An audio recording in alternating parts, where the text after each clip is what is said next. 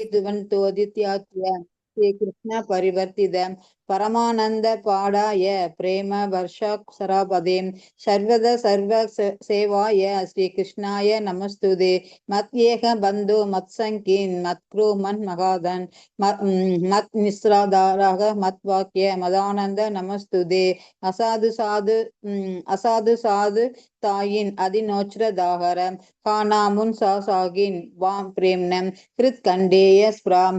ஓ எல்லா வேத இலக்கியங்களிலிருந்தும் கலந்தெடுக்கப்பட்ட அமிர்தமே, வேதங்களின் மிக முக்கியமான ஆன்மீக பலமே மற்றும் எல்லா தத்துவங்களின் முடிவுகளான ஆபரணங்களை கொண்டவரே, உலக மக்களுக்கு ஆன்மீக பார்வையை மற்றும் வைஷ்ணவர்களின் உயிர் மூச்சாக விளங்குபவரே, பகவானே, நீர் கலியுகத்தின் இருளை போக்குவதற்காக உதித்த சூரியன். உண்மையில் நீர் எங்களிடம் திரும்பி வந்த கிருஷ்ணர். ஓ ஸ்ரீமத் பாகவதமே, உங்களுக்கு என் பணிவான வணக்கங்கள். உங்களை படிப்பவர்கள் உன்னத ஆனந்தத்தை அடைவார்கள், ஏனெனில் உங்கள் எழுத்துக்கள் அவர்களுக்கு தூய பக்தி தொண்டை பொழிகின்றது.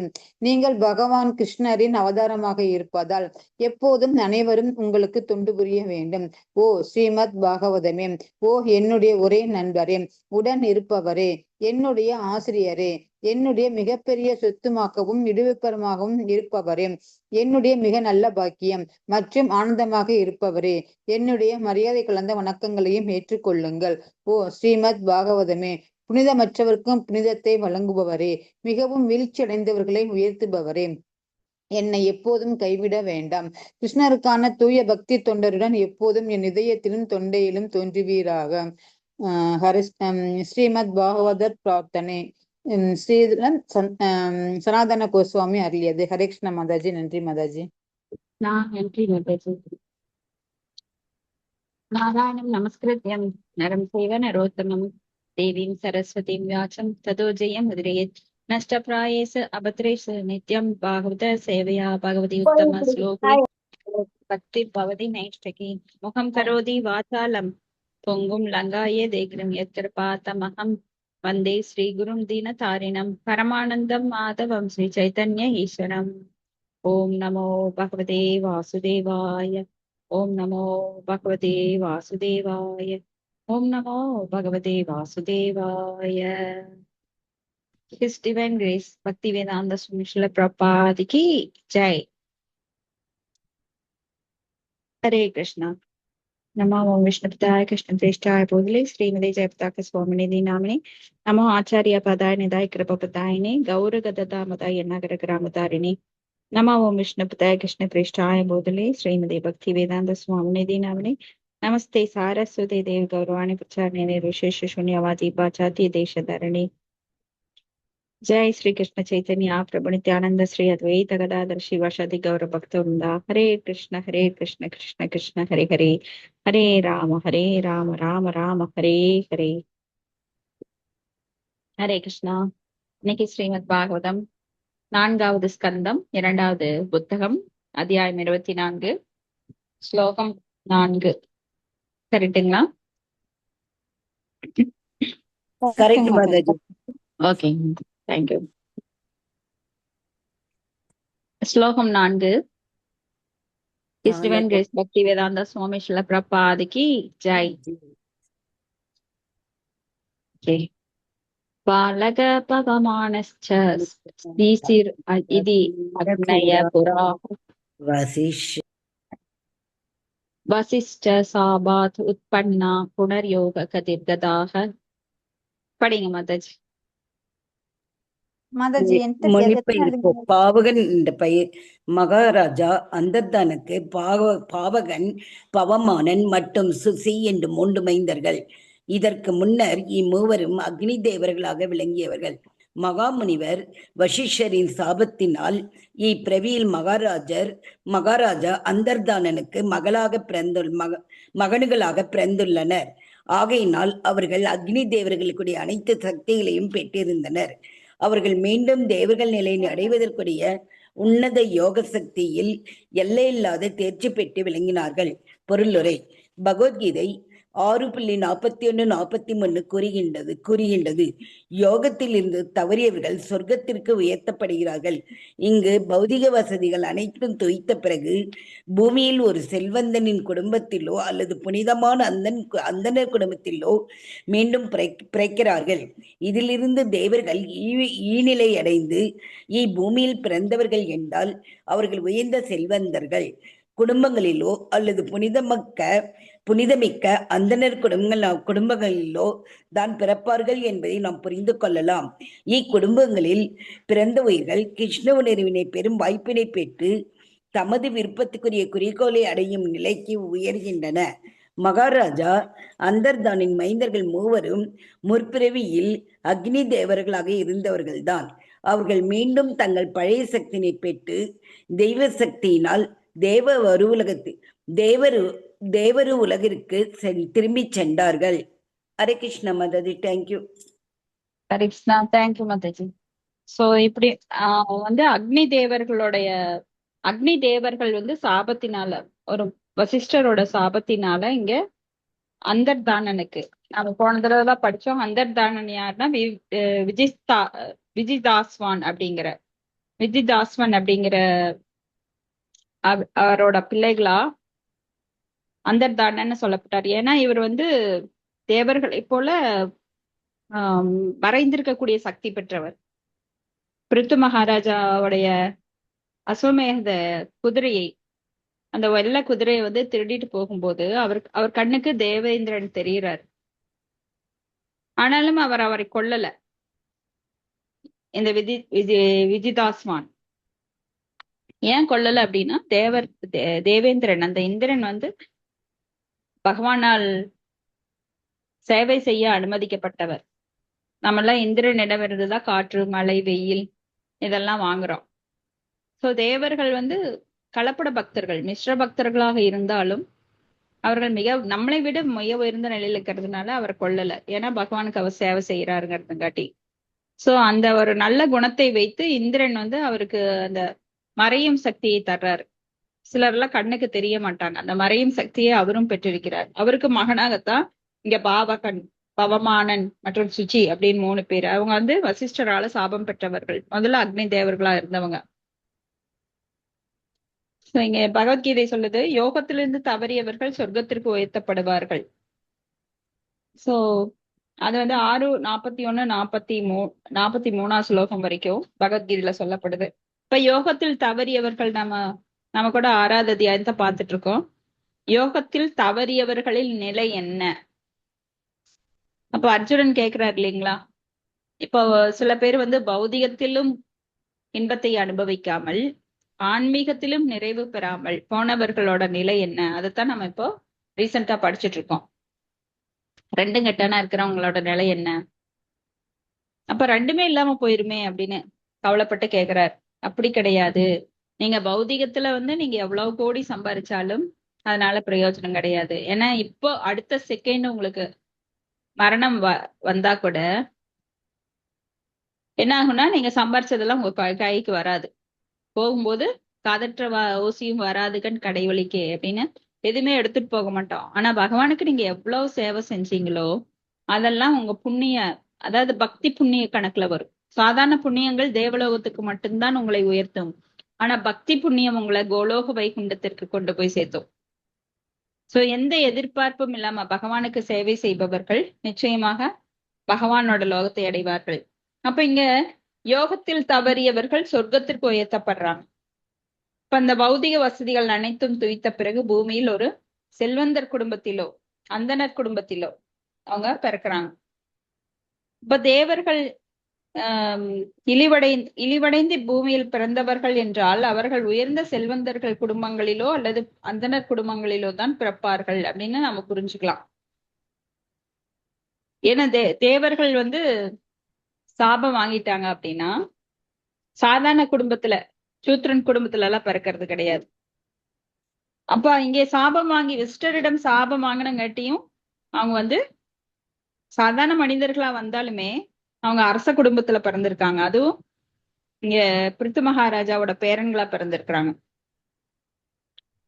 சோ கிருஷ்ண உணர்வினை பெறும் வாய்ப்பினை இந்த மாதிரி பெரிய குடும்பங்களுக்கு வரும்போது அவங்க பெற்று மிக உயர்ந்த நிலைக்கு வர்றாங்க. அப்ப மகாராஜா அந்தர்தானனின் மைந்தர்கள் மூவரும் முப்பிறவில அக்னி தேவர்களா இருந்தாங்க.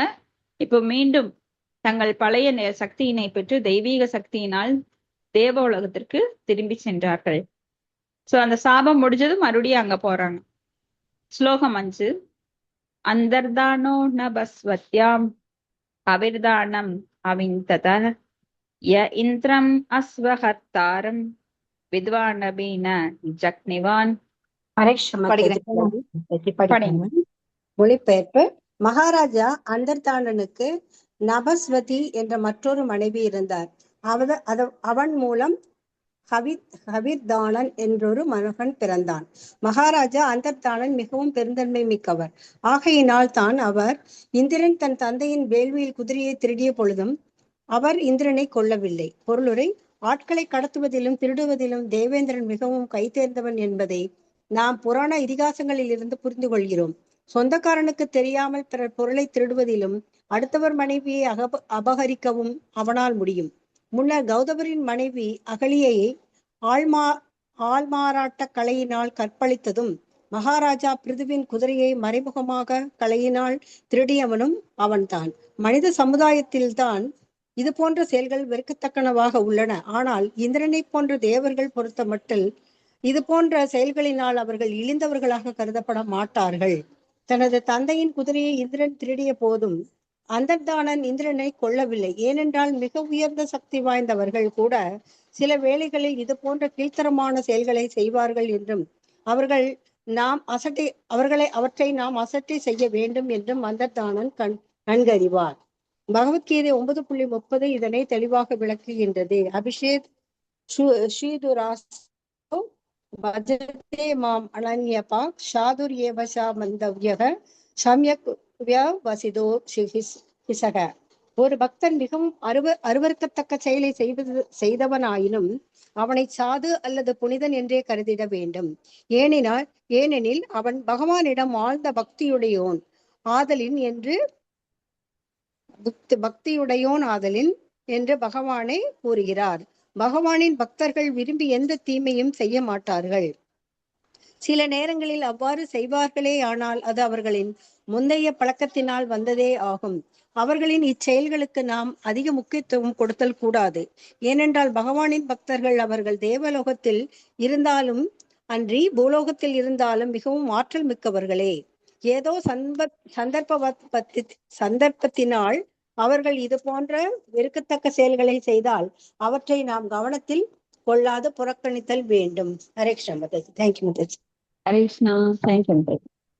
ஸோ அனனப்பட்ட தேவேந்திரன் கூட ஒரு பக்தன் அப்படிங்கிற நிலையில அந்த பதவி கிடைச்சிருக்கு. சாதாரணமா தேவேந்திர பதவியோ இல்ல அக்னி தேவன், வாயு தேவன் அப்படின்னு சொல்லி நிறைய பதவிகள் இருக்கு. 33 கோடி தேவர்கள். அதுல மேல்நிலையில இருந்து கீழ்நிலை வரைக்கும் நிறைய பேர் இருக்காங்க. இப்போ அப்பேற்பட்ட தேவர்கள் கூட சில சமயங்கள்ல நம்ம அதிகமா தேவேந்திரனை பத்தி படிக்கிறோம். தன்னுடைய பதவிக்கு எங்க ஆபத்து வந்து விடுமோ அப்படின்னு சொல்லி முனிவர்கள் எல்லாம் அதிகமா தவம் செய்யும் போது இந்த மேனகா, ஊர்வசி, ரம்பா, திலோத்தமா இந்த மாதிரி அழகிய பெண்களை அனுப்பி அவங்க தவத்தை எல்லாம் கெடுப்பாரு. அதே போல இங்க அஸ்வமேத யாகம் நடக்கும் போது குதிரையை திருடிட்டு போறாரு. இன்னும் ஒரு சில சமயம் என்ன பண்றாரு, காமத்தினால குரோதம் இது எல்லாமே அவர்கிட்ட இருக்கு. ஏன்னா அவர் தூய பக்தர் கிடையாது, மிஸ்ர பக்தர். ஏன்னா தேவலோக பதவி வேண்டும் என்கின்ற பௌதீக ஆசையை நிறைவேற்றிக் கொள்வதற்காகவே அவர் தேவேந்திர பதவியை நாடுகிறார். சோ நான் தூய பக்தனுக்கு எந்த தேவையுமே கிடையாது. எனக்கு பதவி வேணும், புகழ் வேணும், இச்சைகளை அனுபவிக்கணும் அப்படிங்கிற ஆசையெல்லாம் இல்ல. தேவலோகத்துக்கு போனாலே அங்க இச்சைகளை அனுபவிக்கிறதுக்கு தான் எல்லாருமே போவாங்க. இங்க விட அதிகமா சுகம் வேணும் அப்படின்னு. ஆனா பிரம்ம புவனா லோகா புனர் ஆவர்தினோ அர்ஜுனா மாம் உபேத்தியத்து கவுந்தேய புனர்ஜென்மன வித்தியதே அப்படின்னு சொல்ற மாதிரி நீங்க மேல இருந்து கீழே வரைக்கும் 14 லோகங்கள் எங்கு சுற்றி திரிந்தாலும் ஜென்ம மிருத்து ஜரா வியாது அப்படிங்கிற பிறப்பு இறப்பு மூப்பு பிணி அது தொடர்ந்து ஃபாலோ பண்ணிட்டே இருக்கும் உங்களை. சோ அதுல இருந்து நீங்க விடுபட முடியாது. சோ மேலுலகத்துல புண்ணியங்கள் எல்லாம் தீர்ந்தபுடன் நம்ம மறுபடியும் இங்க கீழே தான் விழ வேண்டி வரும். அதுக்கு நாம மறுபடியும் இதுக்குள்ளேயே இந்த குண்டுச்சட்டிக்குள்ளேயே குதிரை ஓட்டிட்டு இருப்போம், இந்த பௌதீக உலகங்களுக்குள்ளேயே. அப்ப என்ன பண்ணணும்? தெளிந்த அறிவுடையவர்கள், புத்திசாலிகள் என்ன பண்ணுவாங்கன்னா, இதை விடுத்து உயர் கிரகங்களான கோலோக வைகுந்தம் அங்க ஏற்றம் பெற விரும்புறாங்க. சோ அவங்களுக்கு வந்து இந்த பக்தி தொண்டை கையில் எடுத்து தூய பக்தர்களாக, அப்ப தூய பக்தர்கள் அப்படிங்கும்போது அவங்களுக்கு இந்த மாதிரி ஆசைகள், அடுத்தவங்க மேல பொறாம கிடையாது. தேவேந்திரன் மாதிரி. தேவேந்திரன் சில சமயம் என்ன பண்ணாருன்னா ரொம்ப மோசமான செயல்ல கூட ஈடுபட்டார்.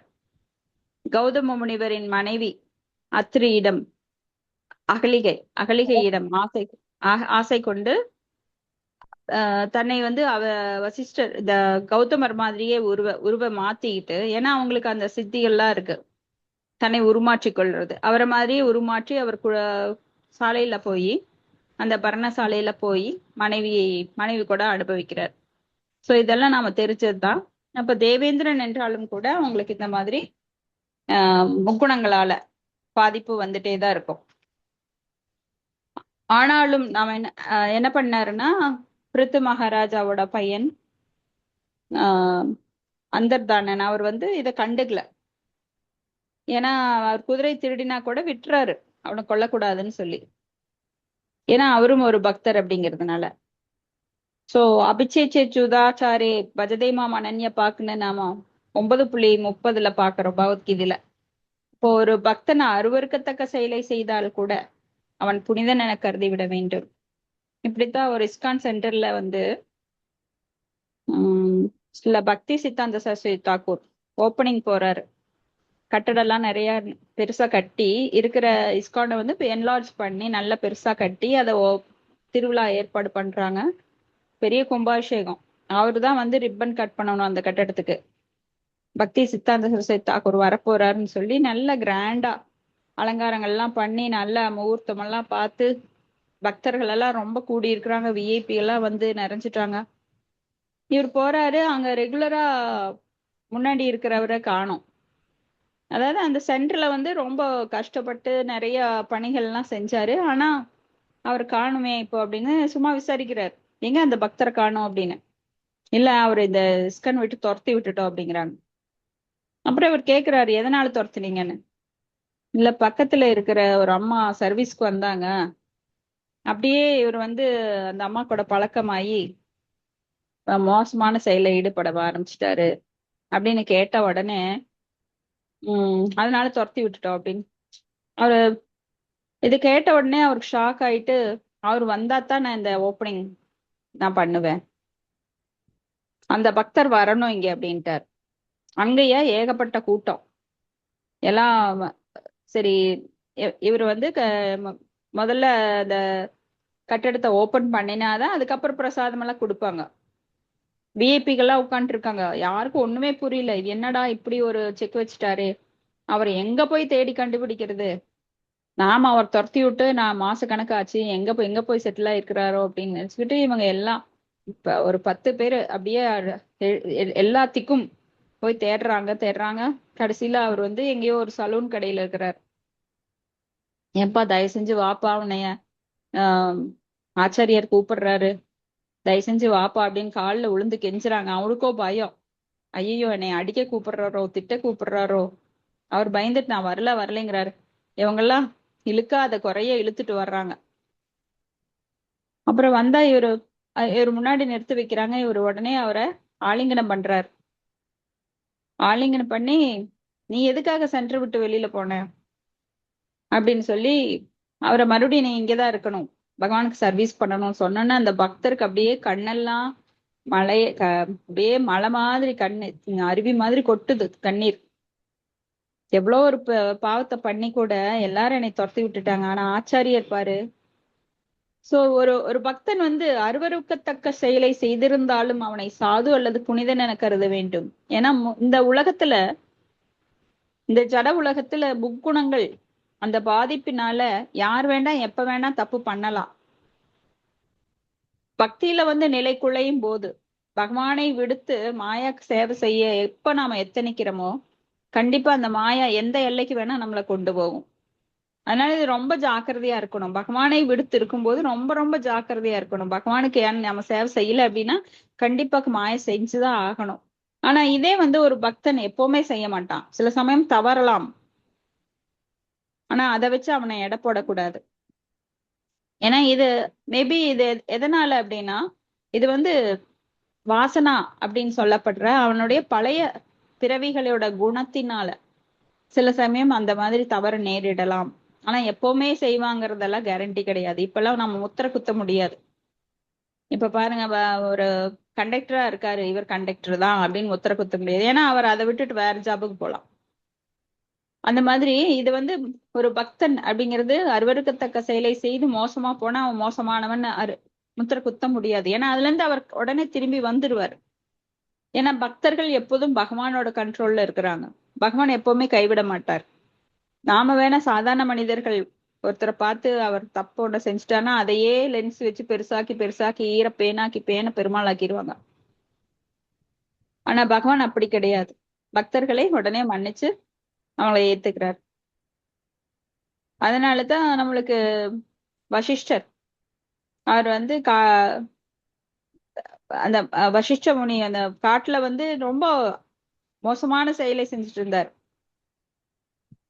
விலங்குகளை எல்லாம் பாதி கொன்னும் கொல்லாமையும் துடிதுடிக்கிறத பார்த்து ரசிக்கக்கூடிய ஒரு அரக்க குணம் கொண்டவரா இருந்தார். ஆனா அவர்கிட்ட நாரதர் எப்ப பார்த்தாரோ அவர் ராம ராம ராம ராம அப்படிங்கிற மந்திரத்தை சொல்லி உன் பாவங்கள் எல்லாம் போய் நீ புனிதமாகலாம் அப்படின்னு சொல்லி புனிதம் அடையலாம் அப்படின்னு சொல்லி கொடுத்தாரு. ஆனா வைராக்கியமாக அந்த மந்திரத்தை சொல்லி கடைசியில வசிஷ்ட முனிவரானார். அந்த வேடன் நல்ல நிலைக்கு வந்தார். அது போலதான் யாருமே நிராகரிக்கப்படுபவர்கள் அல்ல பகவானால். ஏன்னா பகவானுக்கு எல்லாருமே குழந்தைக்கு தான். ஒரு குழந்தை மோசமா இருந்ததுன்னா தாய் என்ன பண்ணுவான்னா அந்த குழந்தைதான் அதிகமா கவனிப்பான்.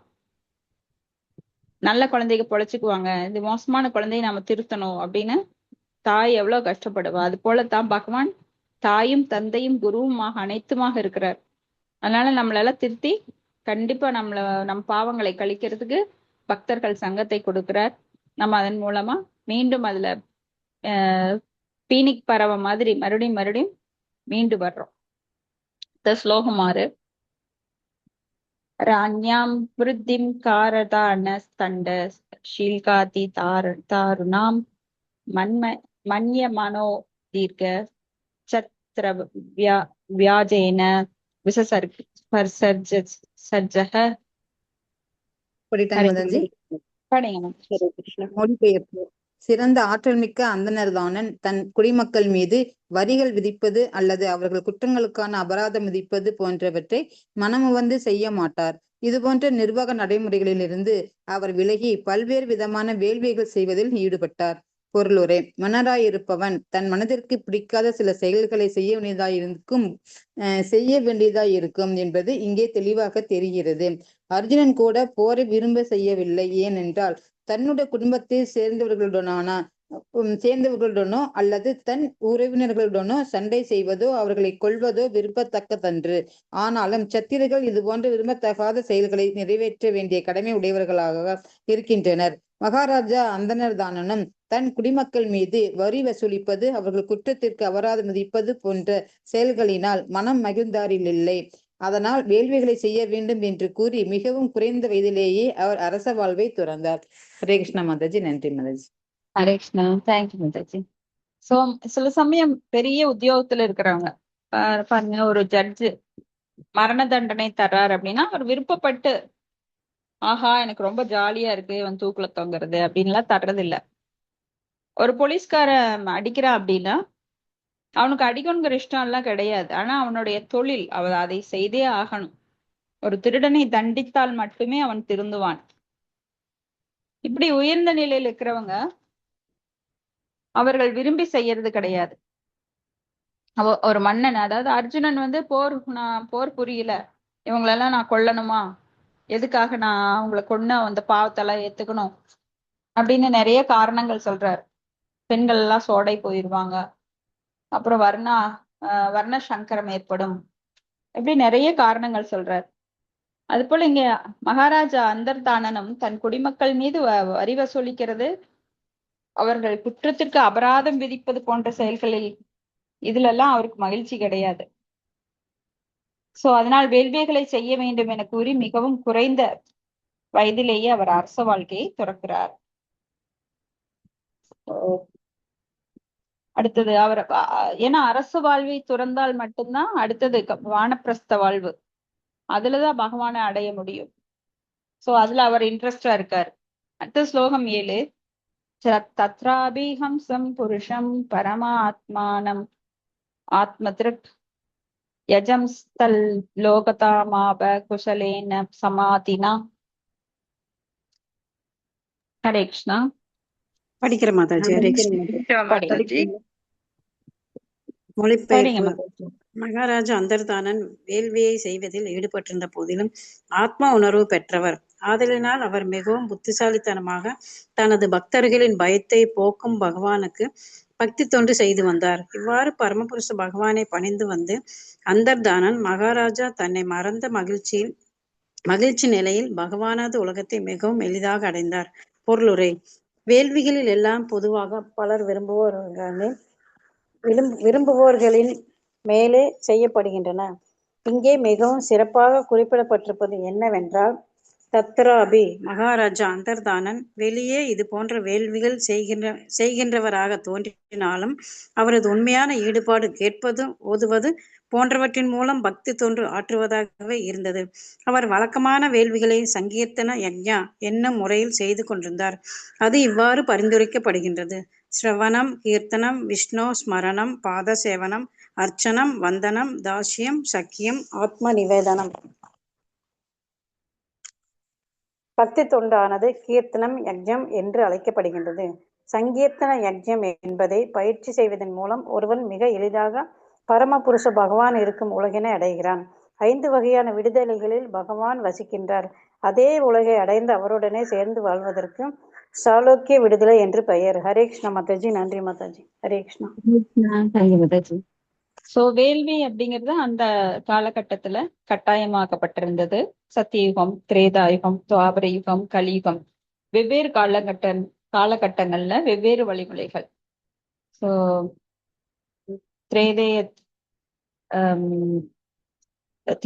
திரேதாயாம் யஜதோ மகைக, துவாபராம் பரிச்சரியாயாம் கலௌதத் கரிகீர்த்தனாத் அப்படின்னு வேறு வழிமுறைகள் சொல்லப்பட்டிருக்கு. இப்ப இங்க இவர் வேள்வி செய்கிறார் அப்படின்னாலும் கூட உண்மையில அவர் செஞ்சது என்னன்னா பக்தி தொண்டு, சங்கீர்த்தன யஜ்ஞம், ஸ்ரவணம், கீர்த்தனம், விஷ்ணு ஸ்மரணம், பாத சேவனம், அர்ச்சனம், வந்தனம், தாஸ்யம், சக்கியம், ஆத்ம நிவேதனம் அப்படிங்கிற பக்தி தொண்டுல அவர் ரொம்ப மும்மரமாக இருந்தார். அப்போ சங்கீர்த்தன யஜ்ஞம் அப்படியே அதை பயிற்சி செய்வதன் மூலமா மிக எளிதாக பரமபுருஷ பகவான் உலகுக்கு ஒருவன் சென்றடைய முடியும். அப்ப 5 விதமான முக்திகள் நம்மளுக்கு சொல்லப்பட்டிருக்கு: சாலோக்கிய, சாரூபிய, சாமீபிய, சாஷ்டி, சாயுஜ்ய அப்படின்னு. இதுல சாலோக்கிய அப்படின்னா அவருடைய லோகத்திற்கு சென்று அவருடன் வாழ்வது சாலோக்கிய முக்தி. அதை அவர் அடைகிறார். அடுத்தது ஸ்லோகம் 8. ஹவிர்தானாத் தவிர்தானே விதுராஷீத ஷீதான் வர்கிஹதம் கயம் சுக்லம் கிருஷ்ணம் சத்யம் சிதவிரதம். மொழிபெயர்ப்பு. மகாராஜா அந்தர்தானனின் மைந்தன் ஹவிர்தானன் என்பவன். அவனுக்கு ஹவிர்தானே என்றொரு மனைவி உண்டு. அவள் பர்கிசதன், கயன், சுக்லன், கிருஷ்ணன், சத்யன் மற்றும் ஜிதவிரதன் என்ற 6 மைந்தர்களை ஈன்றெடுத்தாள். சோ அந்தர்தானனோட மகன் ஹவிர்தானன், அவனுக்கு 6 மகன்கள். ஸ்லோகம் 9. பர்ஹிசத் ஹி மகாபாகோ ஹாவிர்தானே பிரஜாபதி கிரியா காண்டேஷு நிஷ்ணாதோ யோகேஷி ச குருத்வஹ. ஹரே கிருஷ்ணா. மொழிபெயர்ப்பு. மைத்ரேய மாமுனிவர் தொடர்ந்து கூறினார்: எனது அன்பான விதுரனே, ஹவிர்தானனின் ஆற்றல் மிக்க மைந்தனான பர்ஹிஷதன் என்பான் பலன் தரும் வேள்விகள் செய்வதில் நிபுணன் ஆவான். மேலும் அவன் உன்னதமான யோக பயிற்சியிலும் தேர்ந்தவன். இவ்வுயர்ந்த தகுதியினால் அவன் பிரஜாபதி என்று அழைக்கப்பட்டான். பொருளுரை: படைப்பின் ஆரம்பத்தில் ஏராளமான உயிர்கள் இல்லை. இதனை தொடர்ந்து மிகவும் ஆற்றல் பெற்றவர்கள் அல்லது தேவர்கள் ஜனத்தொகையினை அதிகரிப்பதற்கான குழந்தைகளை பெறும் பிரஜாபதிகளாக நியமிக்கப்பட்டனர். பிரம்மன், தக்ஷன் மற்றும் மனு போன்றோரெல்லாம் முன்பு பிரஜாபதிகளாக அழைக்கப்பட்டனர். அதுபோல் கவிர்தானனின் மைந்தனான பர்ஹிஷதனும் அவர்களைப் போல் பிரஜாபதி ஆனான். ஹரே கிருஷ்ணா. ஹரே கிருஷ்ணா மாதாஜி. சோ இங்க கவிர்தானன் அப்படிங்கிறவரு, அவர் ஆற்றல் மிக்க மைந்தனான பர்ஹிசதன் அப்படிங்கிறவரை பெற்றெடுக்கிறார். அவர் வேள்விகள் செய்யறதுல நிபுணன். அதனால யோக பயிற்சியிலும் தெரிந்தவரா இருக்கிறதுனால பிரஜாபதின்னு சொல்லப்பட்டார். பிரஜாபதி அப்படின்னா இப்போ முதல் உற்பத்தி, இப்போ பூமியில சர்க்க விசர்க்க, அதாவது முதல் படைப்பு, இரண்டாம் படைப்பு. முதல் படைப்பை இறைவன் படைச்சிடுறார். அப்ப ரெண்டாவது படைப்பை பிரம்மாட்ட கொடுக்கிறார். தேனே பிரம்ம ஹிருதாய ஆதி கவையே அப்படின்னு சொல்லி பிரம்மாவோட இதயத்துல அனைத்து வேத ஞானத்தையும் கொடுக்கிறார். அதன் மூலமாக அவர் ரெண்டாவது படைப்பை தொடங்குறார். ரெண்டாவது படைப்பை 84 லட்சம் உயிரினங்கள், அதையெல்லாம் பிரம்மா படைக்கிறார். அவர் ஒருத்தரே படைக்க முடியுமா? இப்ப பகவானுக்கு பதிலா பிரம்மாவுக்கு பதிலா அவர் தன்னுடைய உடம்பிலிருந்து பல குழந்தைகளை பெற்றெடுக்கிறார். அது முடியல அவர்னால. அப்புறம் ஆண் பெண் இணக்க அவருக்கு ஏற்படுத்துகிறார். அதன் மூலமாக முதல் மனு, சுயம்பு மனு, அவரது மனைவி, அவங்கதான் முதல்ல ஆண் பெண் அப்படிங்கிற இணக்கவரிசையின் மூலமாக பிரஜாபதிகளாக, இப்படியாக மக்கள் தொகை பெருக்கப்படுகின்றது. அதுல ஒருத்தர் தான் இவரு பிரஜாபதினு இவரும் வர்றார். சோ பர்ஹிஹதன். அது ஸ்லோகம் 10. எஸ் ஏதம் தேவ யஜனம் அணு யஜ்ஞம் விதன்வதः பிராசீனாக்ரை குணசர்ச் அசீத் ஆத்ருஷம் ஆத்ருதம் வசீதா தவம். ஹரே கிருஷ்ணா. ஹரே கிருஷ்ணா. மொழிபெயர்ப்பு. ஹரே கிருஷ்ணா. நான் தான் படிக்கிறேன். மகாராஜா மொழிபெயர்ப்பு. மகாராஜா பர்ஹிஷதன் இவ்வுலகம் எங்கும் அநேக வேள்விகளை செய்தார். அவர் குசப்பொருட்களை எங்கும் பரப்பி அவற்றின் மேற்பகுதிகளில் நுனியினை கிழக்கு முகமாக பார்க்கும்படி வைத்தார். பொருளுரை: இதற்கு முந்தைய ஸ்லோகம் கிரியா காண்டேஷு நிஷ்ணாத. மகாராஜா பர்ஹிஷதன் பலன் தரும் செயல்களின் வேள்விகளில் ஆழ்ந்து அமிழ்ந்து போனவர். இதன் பொருள் என்னவென்றால், அவர் ஒரு வேள்வியினை முடித்தவுடனே அதே வேகத்தில் அடுத்த வேள்வியை செய்பவர் என்பதாகும். தற்காலத்திலும் அதுபோல் சங்கீர்த்தன யஜ்யங்களை உலகமெங்கும் செய்ய வேண்டிய தேவை இருக்கின்றது. கிருஷ்ண பக்தி இயக்கம் பல்வேறு இடங்களில் சங்கீர்த்தன யஜ்யங்களை நடத்தி கொண்டிருக்கின்றது. இதன் மூலம் கிடைத்த அனுபவம் என்னவென்றால், இது போன்ற வேள்விகளை, சங்கீர்த்தன வேள்விகளை எங்கெங்கு நடத்துகின்றோமோ அங்கெல்லாம் ஆயிரக்கணக்கானவர்கள் கூடி அதில் பங்கு பெறுகின்றனர். இது தொடர்பாக எய்தப்பெற்ற உணர்வதற்கரிய மங்களமானது இவ்வுலகம் எங்கும் தொடர்ந்து இருத்தல் வேண்டும். உலக மக்கள் அனைவரும் விளையாட்டாகவோ அல்லது ஈடுபாட்டுடனோ ஹரே கிருஷ்ணா ஹரே கிருஷ்ணா கிருஷ்ணா கிருஷ்ணா ஹரே ஹரே ஹரே ராமா ஹரே ராமா ராம ராமா ஹரே ஹரே என்று முழங்கினால் அது அவர்களின் மனங்களை சுத்தம் செய்கிறது. பகவானின் புனித நாமம் ஹரே நாமம் மிகவும் சக்தி வாய்ந்ததாகும். அதனை விளையாட்டாகவோ அல்லது வினையாகவோ ஒருவன் ஓதும் பொழுது அதன் உன்னதமான ஒலியின் அதிர்வுகளில் இருந்து வரும் சக்தி சமமாக விநியோகிக்கப்படுகின்றது. இன்றைய நிலையில் மகாராஜா பர்ஹிஷதன் போன்றவர்கள் செய்த வேள்விகளை எல்லாம் செய்தல் அத்தனை எளிதன்று. ஆனால் நமக்கு இருக்கும் வசதிகளை கொண்டு நிச்சயம் சங்கீர்த்தன வேள்விகளை செய்யலாம். காரணம், அதற்கு மிகுந்த பொருட்செலவு ஆகாது. ஒருவன் எங்கு வேண்டும் என்றாலும் அமர்ந்து கொண்டு ஹரே கிருஷ்ணா கிருஷ்ணா கிருஷ்ணா ஹரே ஹரே ஹரே ராமா ராம ராம ஹரே ஹரே என்று ஓதலாம். ஹரே கிருஷ்ணா மந்திரம் என்னும் வெள்ளத்தில் இவ்வுலகம் மூழ்கும் போது இவ்வுலக மக்கள் அனைவரும் மிக மிக மகிழ்ச்சியுடன் இருப்பார்கள். ஹரே கிருஷ்ணா. தேங்க்யூமா. ஹரே கிருஷ்ணா. தேங்க்யூ மாதாஜி. சோ பகவான் இப்போ எப்படி வந்திருக்கார் இந்த உலகத்துல அப்படின்னா, நம்ம பாகவத்துல படிச்சிருக்கோம். இதுக்கு முன்னாடி நாம படிச்ச, அதாவது பகவான் அந்த துவாபர யுகம் மறைந்து, துவாபர யுகத்தின் முடிவில் அவர் மறையும் போது கிருஷ்ணஸ்வதாமோ பகதே தர்ம ஞானாதிபீக சக கலவு நஷ்ட திருஷாம் ஏச பிராணர்கோ அதுனோதிதக அப்படின்னு. சோ அவர் வந்து தர்மத்தையும் ஞானத்தையும் திரும்பி கொண்டு போயிட்டாரு. அதனாலதான் இங்க வந்து உலகமே அந்த சமயத்துல இருட்டா இருக்குது. யுதிஷ்டர் வந்து ரொம்ப பதப்பதப்பா இருக்கிறார், பதைப்புடன் இருக்கிறார், ரொம்ப டென்ஷனா. ஏன்னா எங்க பாரு ஒரே இருட்டு, மக்கள் வீட்டுக்கு வீடு பார்த்தா சண்டை, நல்லா இருந்தவங்க எல்லாம் ஏன்டா இப்ப சண்டை பிடிச்சிட்டு இருக்காங்க. ஒவ்வொரு வீட்லயும் சவுண்டு, சண்டை போடுற சவுண்டு, கழுதை வந்து வலம் வருகிறது, பசு கன்று இடமா வருது. சோ நரிகள் நாய்கள் எல்லாம் ஊளையிடுது. என்ன ஆச்சு, ஒரே கலேபரமா இருக்கு எங்க பார்த்தாலும். அப்போ அர்ஜுனனை நோக்கி சொல்றாரு, நீ போய் பார்த்துட்டு வா, துவாரகையில கிருஷ்ணர் என்ன பண்ணிட்டு இருக்காரு, ஏன் இப்படி நடக்குது, ஒண்ணுமே புரியலையே அப்படின்னு. அப்போ அர்ஜுனன் போறாரு, அங்க கிருஷ்ணர் அவரை இந்த உலகை விட்டு போய்விட்டார் அப்படிங்கிற செய்தி கேட்டு அர்ஜுனன் ரொம்ப துவண்டு போயிடுறாரு. ஏன்னா பஞ்ச பாண்டவர்கள் எப்பொழுதுமே கிருஷ்ணருடைய நினைவிலேயே, கிருஷ்ணருடைய அருகாமையிலேயே அதிகமா வாழ்ந்தவங்க. இப்ப கிருஷ்ணர் எந்த ஒரு சின்ன இடைஞ்சலானாலும் அவங்க கிருஷ்ணரை தான் நாடுவாங்க. ஆனா இப்ப கிருஷ்ணர் திரும்பி போயிட்டாருன்னொடனே நம்ம ரொம்ப நெருக்கமானவங்க யாராவது நம்ம விட்டு போயிட்டா எப்படி இருக்கும் நம்மளுக்கு, அது மாதிரி அவர் ரொம்ப ஒடிஞ்சு போய் திரும்பி வர்றாரு. அப்ப யுதிஷ்டர் சொல்றாரு அவர் திரும்பி போயிட்டார் அப்படின்னு. சோ அந்த தர்மமும் ஞானமும் எப்படி மறுபடியும் திரும்பி வருது பரீட்சித் மகாராஜா காலத்துல அப்படின்னா, பிராணர்கோ அதுனோதிதக, பிராணங்கள் வடிவாக திரும்பி வருகின்றது. அப்ப கலிகாலே நாம ரூபேன கிருஷ்ணாவதாரே, நாம ரூபத்தின் வடிவாக அவர் கீழே இறங்கி வருகிறார். அப்போ அவரது நாமமும் அவரும் வேறு கிடையாது. இப்ப நம்ம ஒரு பொருளை சொல்றோம் கதவு அப்படின்னா, அந்த பொருள் வார்த்தைகள் மூலமாத்தான் நம்ம கதவை அடையாளம் காண்கிறோம். அப்ப வார்த்தையும் அந்த பொருளும் வேற கிடையாது. அது போல இங்க கிருஷ்ணர் வந்து கலிகாலே நாம ரூபேன கிருஷ்ண அவதாரே. இப்ப நாம் அஹாரி பகூதா நிஜ சர்வ சக்திஸ், நிஜ சர்வ சக்திஸ், எல்லா சக்திகளும் அந்த நாமத்தில் அடங்கி இருக்கிறது. நீங்க கிருஷ்ணா அப்படின்னாலுமே அந்த அந்த நாமமும் கிருஷ்ணரும் வேறல்ல. கிருஷ்ணருக்குரிய அனைத்து சக்திகளும் இந்த நாமத்தில் இருக்கு.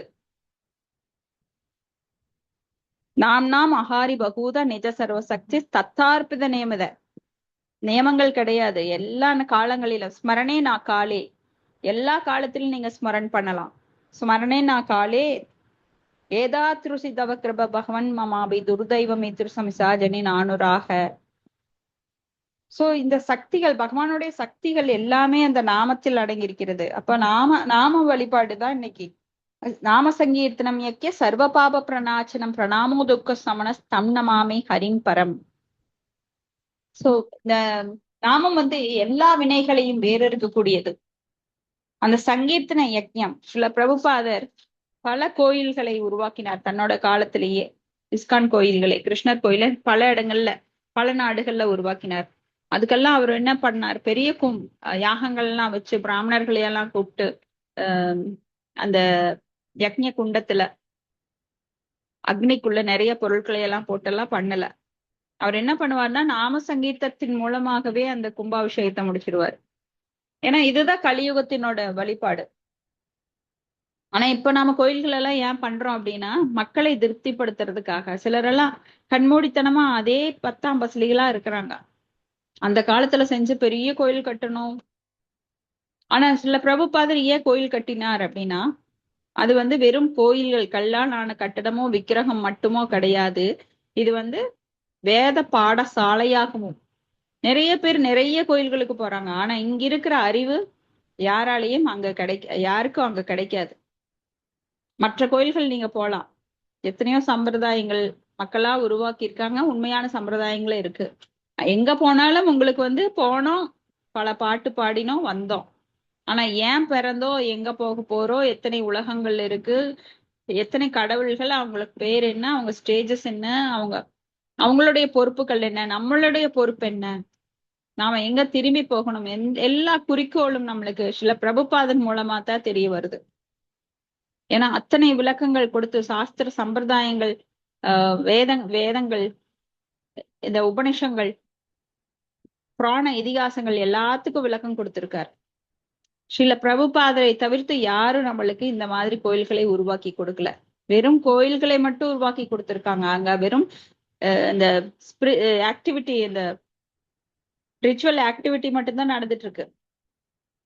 கோயிலுக்குள்ள ஏன் வர்றோம், பகவானை என்ன முறையில அணுகணும், நம்மளுக்கு அந்த 5 விதமான முறைகள், ரசங்கள் சொல்லப்பட்டிருக்கு. சாந்த ரசம், சக்கிய ரசம், தாசிய ரசம், மாதுரிய ரசம்.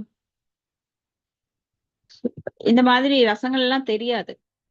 பொதுவா நாம பக்தின்னு சொல்லிட்டு நிறைய பேரு நாங்க அந்த முருக பக்தர், அந்த பக்தர், இந்த பக்தர் சொல்லுவாங்க. ஆனா யாரு எந்த பொசிஷன்ல இருக்கா, இப்ப முருகன்னா யாரு, விநாயகர்னா யாரு, எங்கிருந்து வந்தார், யாருக்கு யாரு கிட்ட இருந்து யார் வந்தா, சர்வ காரணம் யாரு, ஒன்னும் தெரியாது.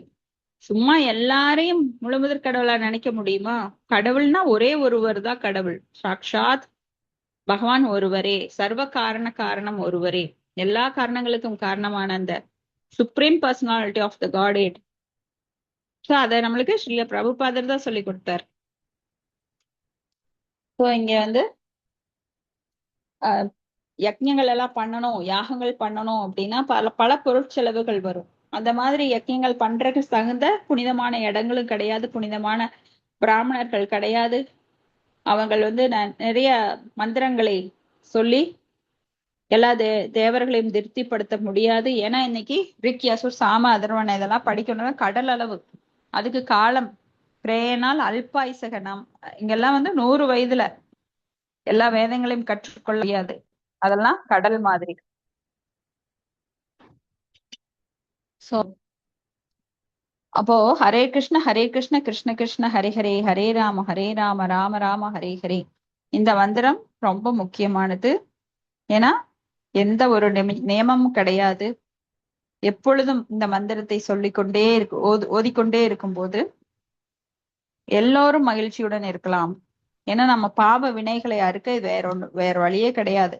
இதான் பிரம்ம நாரதிய புராணத்திலையும் நம்மளுக்கு சொல்லப்பட்டிருக்கு. ஹரே நாம ஹரே நாம இவ கேவலம் களவு நாஸ்தேவ கதிரண்யதா அப்படின்னு. இதை தவிர வேறு வழி இல்லை. எது 3 முறை சொல்லப்படுகிறதோ அது ரொம்ப முக்கியமானது. சோ முதல்ல சொன்னா உண்மை, அடுத்தது சத்தியம், அடுத்தது பரம சத்தியம், உயர்ந்த சத்தியம். இதை தவிர ஒன்றுமில்லை. ஹரே கிருஷ்ணா. அடுத்த ஸ்லோகம் கொஞ்சம் பெருசா இருக்கு. சரி, இது ஒண்ணு படிச்சிடலாங்க. ஸ்லோகம் 11. சாமுத்ரீம் தேவதேவோக்தாம் உபயே மே சதத்ருதிம் யாம் வீக்ஷ்ய சாரு சர்வாங்கீம் கிஷோரிம் சுஷ்வ அலங்கிருதாம் பரிக்ரமந்திம் உத்வாஹே சகமே அக்னே சுகிம் இவ. ஹரே கிருஷ்ணா. படிங்க மாதாஜி. மொழிபெயர்ப்பு. இனிமேல் பிரவீன பர்ஹி என்று அழைக்கப்படும் மகாராஜா பர்ஹிஷதன் சதத்ருதி என்னும் சமுத்திரராஜனின் மகளை மணந்து கொள்ளுமாறு பிரம்மதேவனால் ஆணையிடப்பட்டார். அவர் மிகுந்த அழகும் இளமையும் வாய்ந்தவனாக இருந்தார். அவள் கண்ணை கவரும் ஆடை அணிகளால் தன்னை அலங்கரித்துக் கொண்டு சுயம்பர மண்டபத்தினை சுற்றி வந்தாள். அப்படி வரும் பொழுது அவள் அக்னி தேவனை அதிகமாக கவர்ந்தாள். முன்பு ஷிஹி என்பவனை அடைய எத்தனை மோகம் கொண்டாளோ அதே போல் சதத்ருதியின் மீதும் இப்போது மோகம் கொண்டவள் ஆனாள். பொருளுரை. இச்லோகத்தில் வரும் வசிஷ்டவ அலங்கிருதாம் என்னும் சொல் மிகவும் முக்கியத்துவம் வாய்ந்ததாகும். வேத முறைகளின்படி ஒரு பெண் மணமுடிக்கப்படும் பொழுது அவள் கண்டை கவரும் வண்ணம் ஆடைகளினாலும் நகைகளினாலும் அலங்கரிக்கப்படுவாள். மணச்சடங்கின் பொழுது அவள் மணமகனை 7 முறை வலம் வருதல் வேண்டும். இதன் பிறகே மணமகனும் மணமகளும் ஒருவரை ஒருவர் பார்த்து மோகமுறுகிறார்கள். மணமகள் மிகவும் அழகானவள் என்று கண்டுகொண்டால் இருவருக்கிடையிலும் ஏற்படும் மோகம் உடனே வலுவடைகின்றது. ஸ்ரீமத் பாகவதம் கூறுகின்றது, ஆண்களும் பெண்களும் ஒருவர் மீது மற்றொருவர் இயற்கையாகவே மோகம் கொள்கிறார்கள். அதன் பிறகு அவர்கள் திருமணத்தின் மூலம் இணையும் பொழுது அவர்களது மோகம் மிக்க வலுவுடையதாக மாறுகிறது. மணமகளின் மோகம் அளவிறந்ததாக மாறும் பொழுது அவன் பண்ணை வீடு ஒன்றினை அமைத்து அருமையான தானியங்களை விளைவதற்குரிய வழிவகைகளை செய்வான். இதனைத் தொடர்ந்து குழந்தைகளும், அதனைத் தொடர்ந்து நண்பர்களும், அவர்களை தொடர்ந்து செல்வங்களும் அவனை வந்தடையும். இதன் மூலம் ஓர் ஆண்மகன் மேலும் மேலும் பௌதீக கருத்துடைய வாழ்க்கையில் சிக்குண்டு இது என்னுடையது, இதனை நான் தான் முடித்தேன் என்று எண்ணத் தொடங்குகின்றான். இவ்வாறு பௌதீக வாழ்க்கை மோகம் தொடர்ந்து நிலை பெறுகிறது. சிஹியம் இவ என்னும் வார்த்தைகளும் மிகவும் முக்கியமானவைகளாகும். மணமகள் பிரசீன பர்கியை சதத்ருதி சுற்றி வரும் பொழுது அக்னி தேவன் இதற்கு முன்னர் சப்த ரிஷியின் மனைவியான சிஹி என்பவனின் எழிலால் எவ்வாறு கவரப்பட்டானோ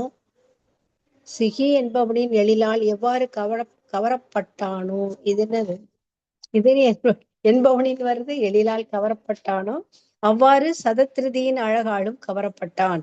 வெகு காலத்திற்கு முன்னர் அக்னி தேவன் சப்தரிஷி மண்டபத்தில் இருக்கும் பொழுது அங்கே சுற்றி வந்த சிகியின் அழகால் மிகவும் கவரப்பட்டான். ஸ்வாகா என்னும் அக்னியின் மனைவி சிகியை போல் வடிவெடுத்து அக்னியுடன் பாலியல் உறவு கொண்டான். அக்னி தேவன் மட்டுமன்று, மிகவும் உயர்ந்த நிலையில் உள்ள தேவர்களான இந்திரன், பிரம்மதேவன் மற்றும் சிவபெருமான் போன்றவர் கூட எந்நேரமும் பாலின கவர்ச்சிக்கு ஆளாகக்கூடியவர்களே. பாலின மோகம் என்பது உயிர்களிடம் மிகவும் சக்தி மிக்கவையாக விளங்குகிறது. மொத்த பௌதீக உலகமே பாலின கவர்ச்சியினாலேயே ஓடிக்கொண்டிருக்கின்றது. இப்பாலின கவர்ச்சி ஒருவனை வெவ்வேறு உடல்களுடன் இப்பௌதீக உலகில் எப்போதும் இருக்க வைத்திருக்கிறது. பாலின வாழ்க்கையின் கவர்ச்சியினை பற்றி அடுத்து வரும் ஸ்லோகம் மிகவும் அழகாக விளக்குகின்றது. Hare Krishna. Thank you. Thank you Mataji. So நீ வந்து ஆண் பெண் அப்படி திருமணம் செய்து கொள்ளுவது. ஸோ இந்த திருமணத்தின் முக்கிய நோக்கமே வந்து ஆண் பெண் கவர்ச்சியினால இனவிருத்தி, அந்த பிரஜாபதிகள் உருவாக்கப்படுறது, அதாவது ஒவ்வொரு ஆத்மாக்களும் இதன் மூலமா தான் இந்த உலகுக்கு அனுப்பப்படுறாங்க. ஸோ இப்படியாக இந்த உலகம் போய்கொண்டிருக்கிறதா இங்க சொல்றாங்க. அதை வந்து நம்ம பும்சஸ்திரியா மிதினி பாவம் ஏதம் தயோர் மிதோ ஹிருதய கிரந்தி ஆகு அதோ கிருகச்சேத்திர சூதாப்த வித்தைர் ஜனசிய மோகோ அயம் அகம் மமேதி. அந்த அகம் மமேதி, நான் எனது என்கின்ற அந்த மமதை நம்மளுக்கு எப்ப வரும் அப்படின்னா, இந்த குடும்பத்தின் பற்று அப்படிங்கிற பிணைப்புனால ஏற்படுறது. அப்ப ஆண் பெண் இருவருக்கும் இடைக்கு இருக்கிற கவர்ச்சி தான் உலகத்துல அடிப்படை கொள்கையா இருக்கு. இந்த ஆண் பெண் அப்படிங்கிறதா ஹிருதய கிரந்தி அப்படின்னு சொல்ற இதயங்களை இணைக்கும் அந்த கருத்தின் அடிப்படையில தான் ஒருவன் நான் என்னோட உடல், இது குடும்பம், ஆஸ்தி, குழந்தை, சுற்றம், செல்வம், இது மேலெல்லாம் கவர்ச்சி உண்டாகுது. இப்படி ஒருவன் வாழ்க்கை மீதான மோகத்தினை அதிகரித்து கொள்வதோடு நான் எனது அப்படிங்கிற சிந்தனையும் அங்க மேலோங்குது.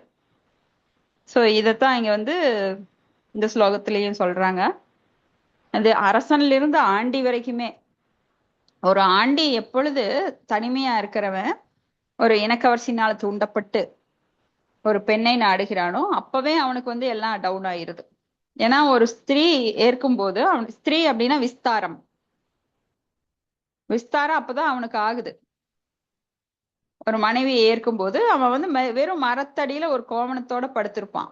ஆனா ஒரு பெண்ணை திருமணம் செய்து கொள்ளும் போது அவனுக்கு 4 செவுரு வேண்டி இருக்கு. அப்புறம் பெண்ணுக்கு புடவையெல்லாம் வைக்கிறதுக்கு ஒரு பீரோ வேணும். அப்படியா ஒவ்வொரு பொருளா அவன் அதிகரிச்சுட்டே போறான். அப்புறம் மகன் பிறக்கும், மகள் பிறக்கும், அவங்களுக்கு சொத்து சேர்க்கணும். அப்படியா கழுத மாதிரி பாடுபட ஆரம்பிச்சிருவான். அந்த குடும்ப பிணைப்பு பற்று ஏற்பட்டு அதுலயே ஊறி போயிடுறான். கடைசியில இந்த விடுதலை அப்படிங்கிற தர்ம அர்த்த காம, அந்த காமத்தை அடைஞ்சாச்சு. இனி அடுத்தது மோட்சம் அப்படிங்கிற பிராப்தத்தில் அவன் ஈடுபடல அப்படின்னா அவ்வளவுதான் அந்தோகதி. அந்தோ நாராயண ஸ்மிருதி இல்லாம என்ன பண்றது, அந்தோ நாய் ஸ்மிருதி வந்துடுது. நாயை போல வாழ்க்கையை ஓட்டிடுறான். அதாவது உண்பது, உறங்குவது, உடலுறவு கொள்ளுவது, தற்காத்து கொள்ளுவது.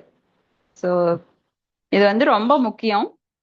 எல்லாருமே கல்யாணம் பண்ணிக்கிறாங்க எதுக்குன்னா அவங்களுடைய காமம், அதாவது எல்லாருமே விருப்பப்பட்டுதான் இங்க வந்திருக்கோம். அதை நிறைவேற்றி கொள்ள அதுக்குமே நம்ம பகவான் சட்டம் கொடுத்திருக்காரு. தர்ம அர்த்த காம மோக்ஷ என்கின்ற இறுதி நிலை. அதை யார் அந்த இறுதி நிலையை நினைக்காம இதுலயே ஊறி போயிடுறாங்களோ அவங்களுக்கு அந்த நாராயண ஸ்மிருதி வராம நாய் ஸ்மிருதி வந்துடுது. உண்பது, உறங்குவது, உடலுறவு கொள்ளுவது, அப்புறம் செத்து போறது. ஸோ இதுல ரொம்ப கவனமா இருக்கணும். இதோட முடிச்சுக்கலாம். உங்களுக்கு ஏதாவது கருத்துக்கள் அல்லது கேள்விகள் இருந்தா பார்க்கலாம்.